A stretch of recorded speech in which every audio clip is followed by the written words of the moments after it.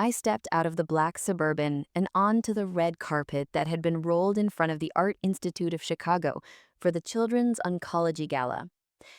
The May wind whipped off the lake hard enough that the photographers had to steady their tripods.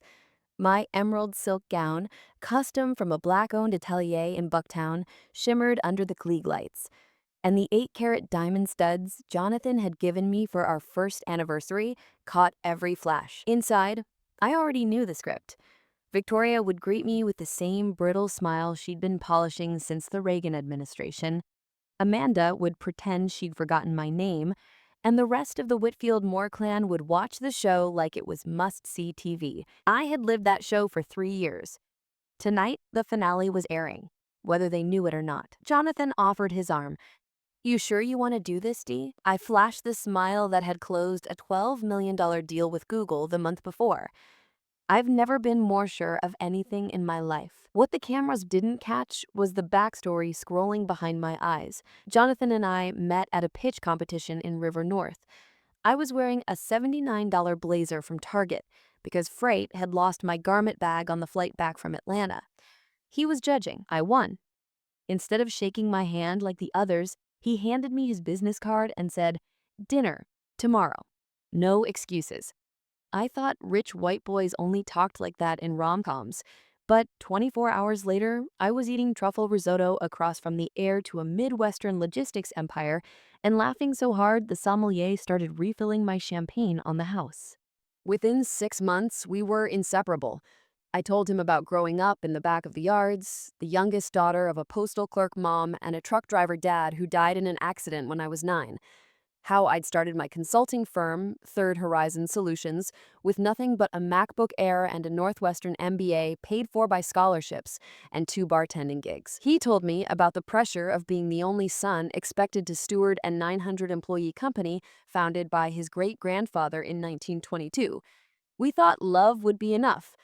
Then came Thanksgiving at the Lake Forest estate.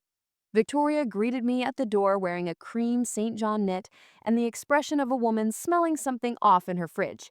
Amanda floated down the grand staircase in head-to-toe Chanel and asked if my name had an apostrophe in it, like most of those creative spellings. Dinner was 13 courses, each one a reminder of how far I'd traveled from powdered milk casseroles and canned green beans.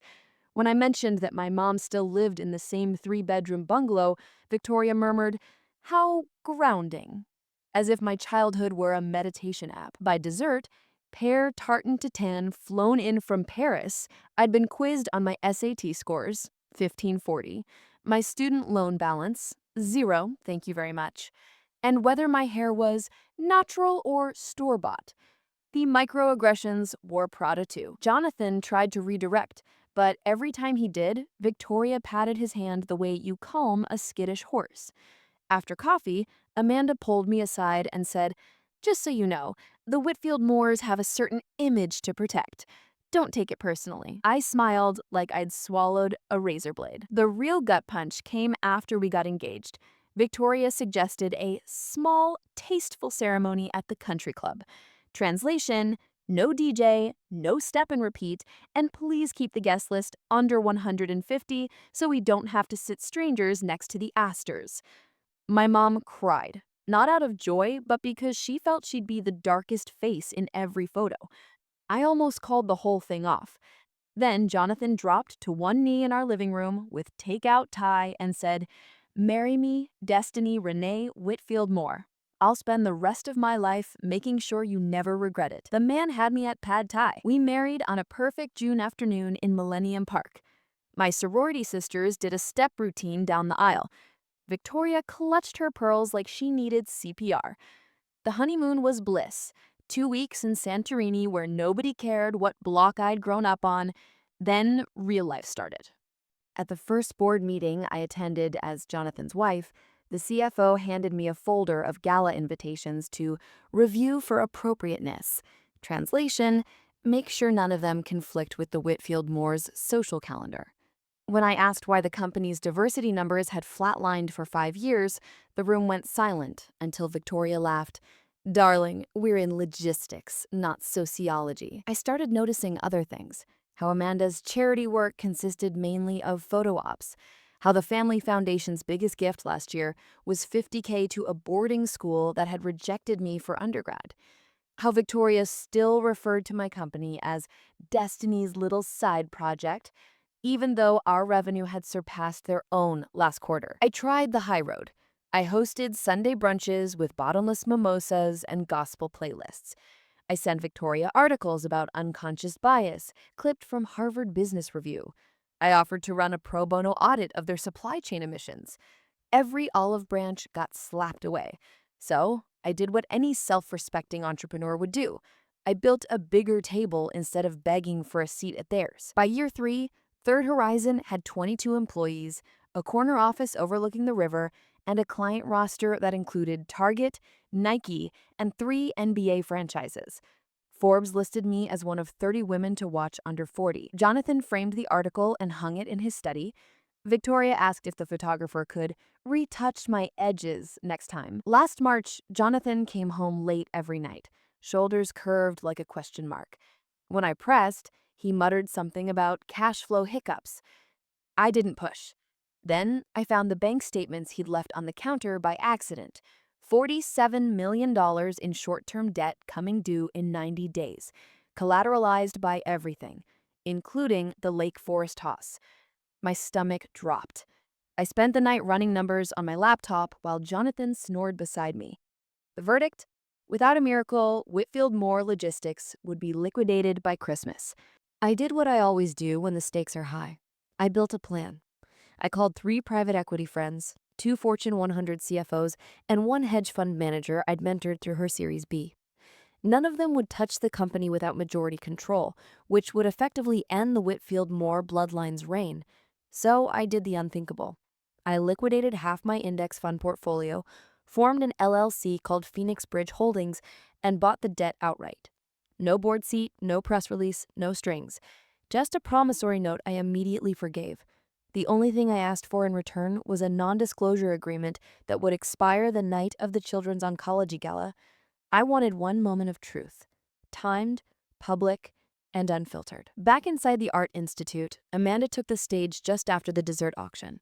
She was wearing emerald green, my color, not a coincidence, and holding a glass of Veuve like a scepter. Before we start the live auction, she began, I want to thank everyone for supporting a cause dear to our family's heart.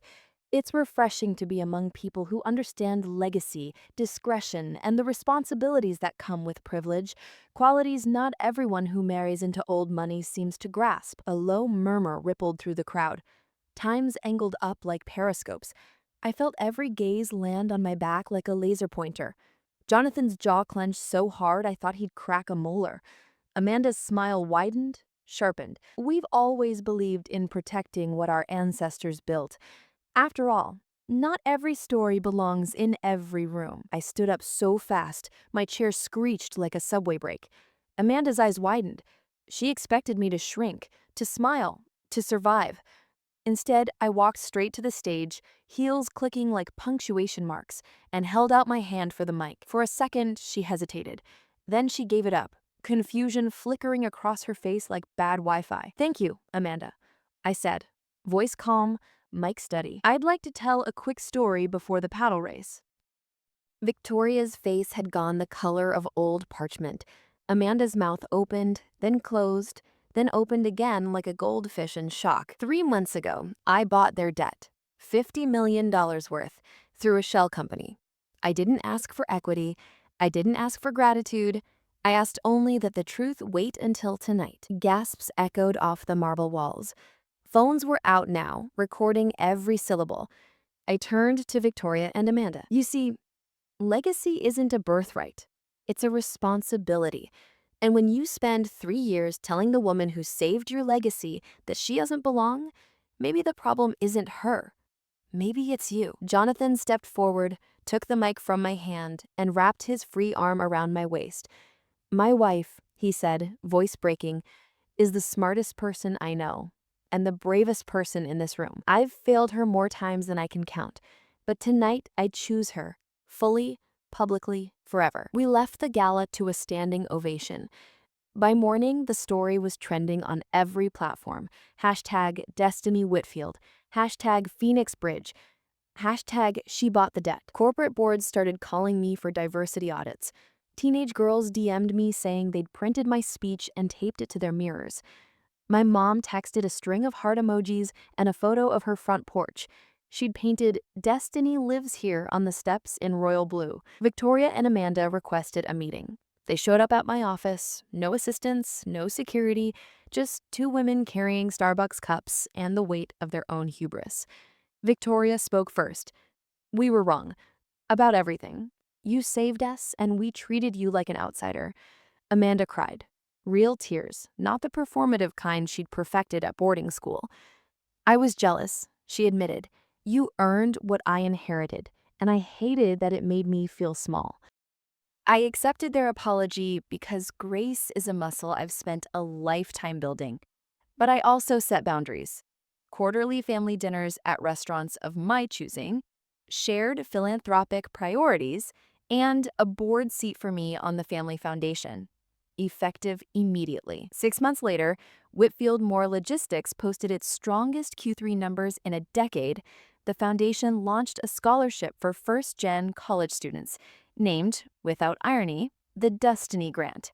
Amanda now runs its mentorship program and texts me Excel questions at 11 p.m. Victoria hosts Sunday dinners where collard greens sit next to beef Wellington and nobody blinks. Jonathan and I are expecting our first child, a daughter we plan to name Phoenix, because every ending can be a beginning if you're brave enough to light the match. And every time I walk into a boardroom where I'm the only one who looks like me, I remember that little girl in the laundromat, highlighters drying out in her hoodie pocket, dreaming of a life big enough to hold her. I hope she's proud. I know I am.